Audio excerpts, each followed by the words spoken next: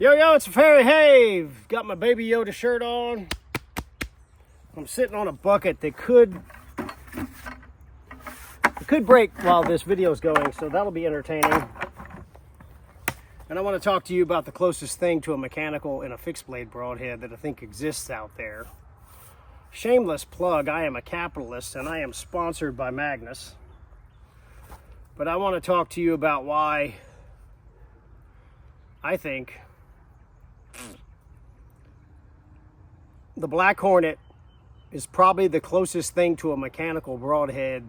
The holes, and once again, it's a fixed blade, so you've got that advantage. But if you're a guy or gal who wants giant holes and blood trails, etc., there's some reasons why I've always thought this was the closest thing to a mechanical broadhead from that kind of a performance standard, and then some of the stuff you need to watch out for, because that's what I do. I want you to be reasonable about your broadhead choice. Let's talk about it. Okay, so the God's honest truth is, the first time that I ever saw the Black Hornet, and Mike sent them to me. Mike is one of my sponsors, so yes, I make gas money when you buy Magnus broadheads, particularly the single bevel, but also any other brand of Magnus broadhead. So it's a shameless capitalist plug. That's fair. The first time I saw this broadhead, it's steep. The bleeder blades are real abrupt, and it's kind of short and blunt. However, I shot about 3 pigs with it. One of them didn't pass through because I was hard cording away and I hit the offside knuckle. But the holes, the blood trails, etc., performed above average. I still am 100%. You can't control a blood trail. You never will. And if you shoot this broadhead, I can't tell you you're going to get a blood trail every time. But what you're going to gain from shooting this short, steep angled broadhead with really thick bleeder blades that are also kind of abrupt is the tissues. When these steep broadheads hit, the tissues actually flex in and it creates a bigger wound than the cutting width of this broadhead by the skin flexing in and then cutting off it and popping. I am going to show y'all a couple of pictures. What I did was, instead of me showing you pictures of what I do, because that sucks to have some clown on YouTube talk about stuff and then just show how cool he is, I reached out to the Ranch Fairy Nation and said, hey, if you're a Hornet shooter, send me some pictures of some of the holes that you've gotten, blood trails, etc. So this isn't my information, and it's a beautiful compilation. So take a look at these photographs, have some groovy music with it, and they'll go by. And then I'm going to talk about upside, and then some of the things you need to watch out for with this type of broadhead platform, just to be realistic, because that's the guy I am.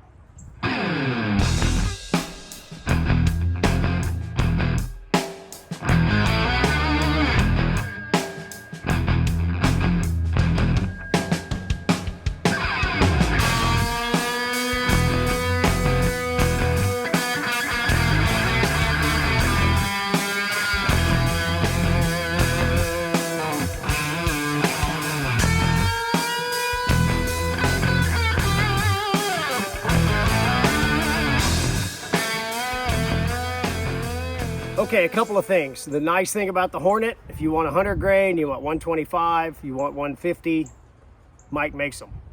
You want smooth blade, or you want the foamer, which I prefer. I like the chiseled serrated version, the Serre Razor, because these little buggers right here do more internal damage, and no, they're not pointed serrations. The blade is flat, and these little guys pick and grab at the tissues as they pass through. If I was turkey hunting, I would shoot this head. I would shoot the smooth blade version. I've had a couple of reports, black bears too. Not a lot, but enough that somebody said something. I haven't had this trouble on pigs, but they don't have the hair like a bear. So Bears and turkeys, I'd buy the smooth blade version, and everything else running on the planet, if you want to shoot the Hornet, I'd shoot the Serrazer. The reason is, I've had some reports on this particular broadhead that the hair actually got caught in the chisel serrations on black bears, and a couple of guys said they had pin feathers from turkeys hung in there. Obviously a dead turkey, or they wouldn't be sending me a report. So the broadhead worked, but I don't play in the margins. I want to compress the variables. So for those two species, you're smarter off, it sounds like. I don't have a way to test this. I'd have to have a bear hide shooting the smooth blade version. Lower poundage, I'd probably shoot the smooth version. So if you're 50 pounds or under, or you've got kids shooting, I'd shoot the smoother version. It's just a guesstimate. I don't know. I don't know if the chisel serrations are going to drag anymore. I don't know. It's just my gut instinct telling me that. A downside to all double bevels, and I shouldn't talk bad about the stuff because apparently I'm trying to sell broadheads here and make some gas money, and I'm stupid enough to talk about stuff that you shouldn't do. See, I'm not very smart at marketing because I try not to lie to people. This is not, I would not recommend a hard quartering in known bone impact shot with a double bevel broadhead. I just happen to be talking about the Hornet. Could you get away with it? Absolutely. Will more mass help? Yes. But this is not a true known heavy bone impact broadhead. If you got a hard 1/4-2 shot on a walking animal at 17 yards, like an elk or something, and you're pretty darn sure to put the broadhead where it needs to be lethal, that you're gonna hit the ball of the humerus, the front of the scapula, which broadside it's this way, but quartering in it's that way. And the bone gets real thick. I do not recommend double bevel broadheads for that shot. Normal shot angles, quartering away, tree stand shots, flat of the scapula. I don't see where it has any problem struggling with that. Rib cage, no problem, cut them right off. And then the foamer, as I've deemed it over the years, has those nasty little tick, tick, tick, tick, tick, tick. And that's the sound it makes when it goes through the pulmonary tissue, the heart, lungs. And it's real hard on arteries, which are semi-muscular. Arteries are more like a rubber tube, and veins are like spaghetti, kind of flaccid like that. So arteries are semi-muscular. That's how part of how your blood pressure is maintained. They contract and expand, or contract and expand. And so since they're semi-muscular, they're more durable and more prone to taking on, or a moderately dull broadhead, they might ride over the top. So that's where the Serrazer might do a little bit more damage on the inside. And then you know that I'm a big sharpening guy. I have full videos on this. Here's a thumbnail of sharpening this broadhead. You can sharpen these guys. You can buy replacement blades, no problem. But you can actually sharpen these guys. They're easily stropped. You can get them absolutely terrifyingly sharp, and they come in the package. They're phenomenal. Mike does a great job of getting a great edge on there. But if you want to touch them up or rub them on some leather and just take them to the next level, I highly recommend it. So that's what I think is the closest thing. If you're thinking about if you're a mechanical shooter and you're thinking about going fixed, first of all, email me, troy@ranchfair.com. Let's get your Aerofly down and spine them up a little bit and get that going.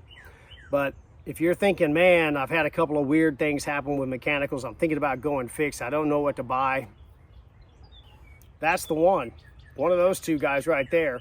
All weights, 100, 125, and 150. Smooth blade, Serrazer, which is the foamer, which I love. And all made in the USA. There are plants in Kansas, and everything is sourced here, and everything is made here by Americans. And his warranty is, if you break it, send it back and we'll send you another one. Short story on that.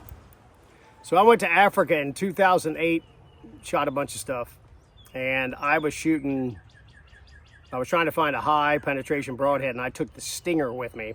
with the smooth edge and did fine. Most of that stuff's water hole hunting. The animals are pretty broadside. It's pretty straightforward. So when I was practicing with the broadheads, I shot through my target and I hit a metal fence post.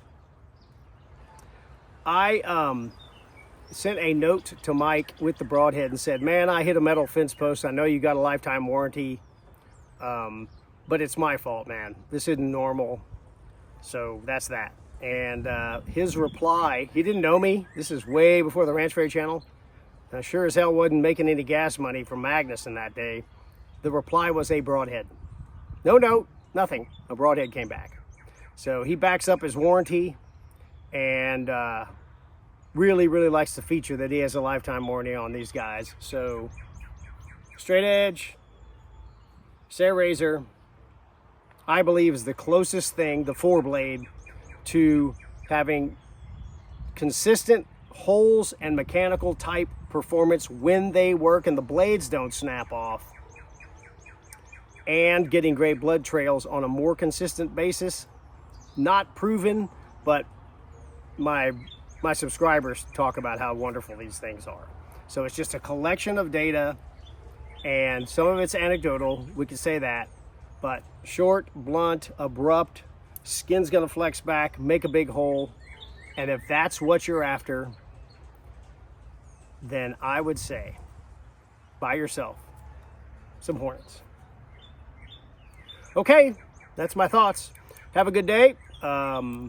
Subscribe and like if you want to. I will continue to mess around. I'm here at the range today. This bucket's about to collapse and I've got my rear end's hurting from sitting on the bucket. God dang, they're uncomfortable. How did I do it as a kid?